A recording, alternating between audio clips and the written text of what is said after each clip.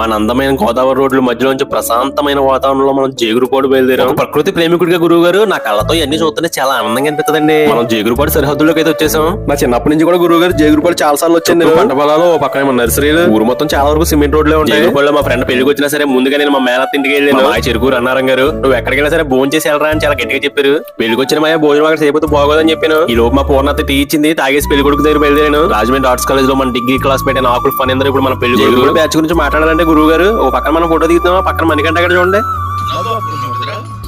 మా బ్యాచ్ లో నలుగురు జేగురుపాడు నుంచి వచ్చేవారు. ఏళ్ళతో మాట్లాడని చెప్పి పిచ్చ కామెడీ కింద ఉంటుంది, చాలా సరదాగా ఉంటారు అందరూ కూడా. మన పెళ్లి కొడుకు ఫణీంద్ర అక్కయ్యలు ముగ్గురు ఇంకా చెల్లెలు మన వీడియోలు ఎప్పటి నుంచో ఫాలో అవుతున్నారంటే చాలా బాగా చెప్పారు మన వీడియోల గురించి. అందరికీ మనస్ఫూర్తిగా ధన్యవాదాలు తెలుపుకుంటున్నాం గురువు గారు. ఇక్కడ ఉన్న వాళ్ళు చాలా మంది మన వీడియోలు ఫాలో అయ్యేవాళ్ళు, ఇంకా మన ఆర్ట్స్లో చదివిన అన్నయ్యలు తమ్ముళ్ళు, ఇంకా జేగురుపాడు యూత్ కుర్రోళ్ళు చాలా మంది ఉన్నారు. అందరూ కూడా చాలా బాగా మాట్లాడారు. భోజనాలు మాత్రం మంచి ఊపు మీద ఉన్నాయి గురువు గారు, చాలా గట్టిగా జరుగుతున్నాయండి. జనం కూడా చాలా ఎక్కువ మంది వచ్చారు. వాళ్ళ బెస్ట్ ఫ్రెండ్ పెళ్లిలో భోజనాల నుంచి ఓ మెట్టెక్కి